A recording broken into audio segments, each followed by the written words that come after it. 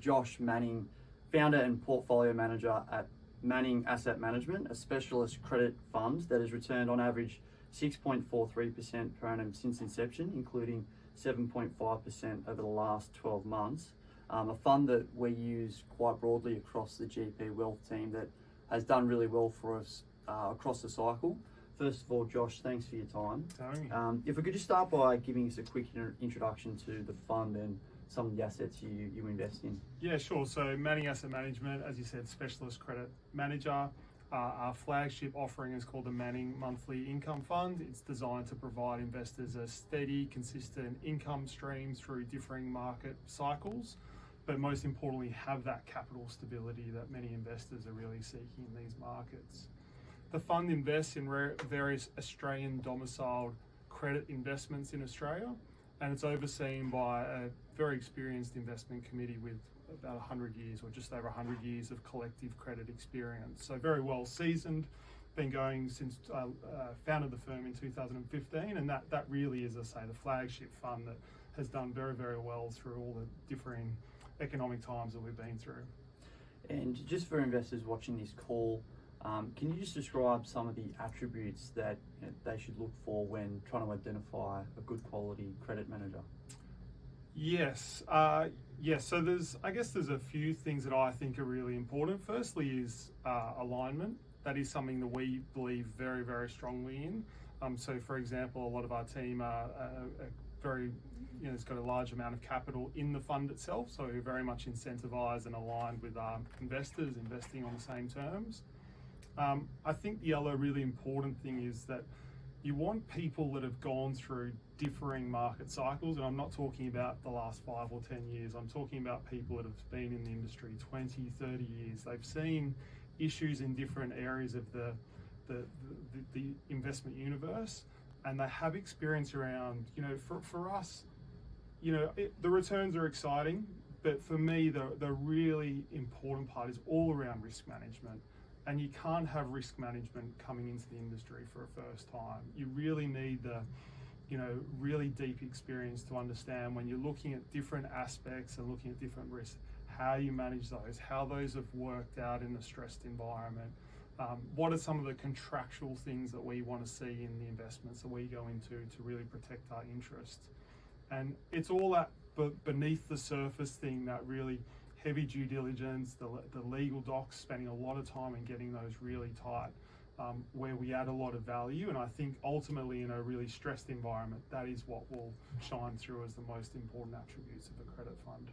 So we just touched on risk, and that's obviously a big part of what you guys do. Can you just sort of, I suppose, elaborate on that in terms of how you sort of control risk in the portfolio? And it might be worth mentioning as well, just the average duration length of some of the underlying assets and the diversification within the fund itself. Yeah, absolutely. That's a really good point. So I think there's a few sort of aspects to that. First of all, we look at diversification. That's a very fundamental part of managing risk. So we want to not have any concentrations in the book. For example, there's about 9,000 underlying assets in the book today. So we're spreading our bets very, very widely. So if there is some sort of idiosyncratic risk, it doesn't notice. It's not noticed at the portfolio return level.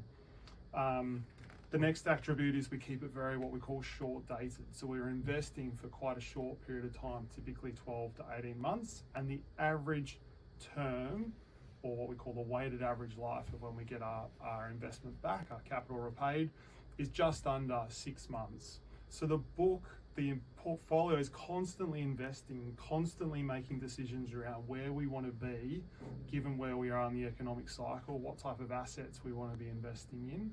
And that very short dated nature means we can be very active. And as facts change, economic changes, outlook changes, we can very rapidly adjust the portfolio to move into areas which we think will benefit either through lower risk profile or higher credit spreads or higher returns, and benefit our investors. And that was particularly useful in that early 2020 stage where sort of the market really changed very rapidly and we needed to respond very rapidly when we could.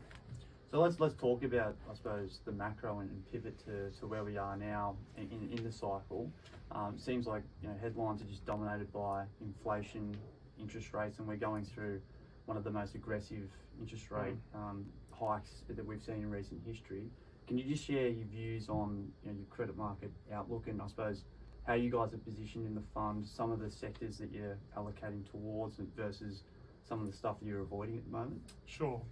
So if I start with what we're seeing as maybe a starting point, so we get to see like thousands and thousands of underlying loans issued by many different counterparties across the Australian market, and we're putting those through proprietary models to deconstruct and draw insights from them.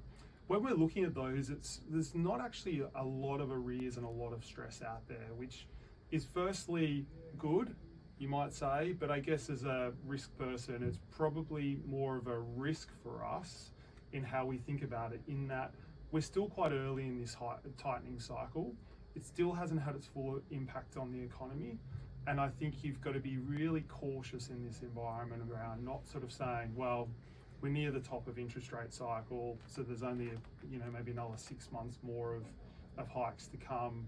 You know, we can sort of start going back to normal. We definitely don't think that's the case. We think at this stage you need to be particularly prudent. And I think liquidity is a really key thing that we're watching and managing in the fund, but also observing in the market. So in terms of the outlook, yes, we think there's risk there. We think it's not a time to become complacent. If anything, with the higher credit spreads, so the higher returns we're getting, we're sacrificing a little bit of that just to get the higher levels of protections that we want in transactions. So we're not really seeing it as let's try and get a better return. It's more we can afford to take extra precautions in the fund, and given the outlook, that feels like a pretty smart place to be. In terms of what it looks like sort of longer term, I guess we're not trying to be macro forecasters. We're not having to look 5 years down and look at EPS and so forth. Given the short dated nature, we really can look at a bit more defined period with a bit more known outputs and make decisions based on that. In terms of sectors, yes, we do think areas which don't have a strong asset backing. So for example, there's different areas of the market where there isn't any underlying security in those transactions. So if that borrower defaults on the transaction, there's no actual hard asset to support that. That has never been a place that we like to play, but particularly in this environment, we think there's pretty much no appetite for that whatsoever. So that hasn't changed, but we think that's if you're going to feel stress, you're going to see stress, that's where you're going to see it.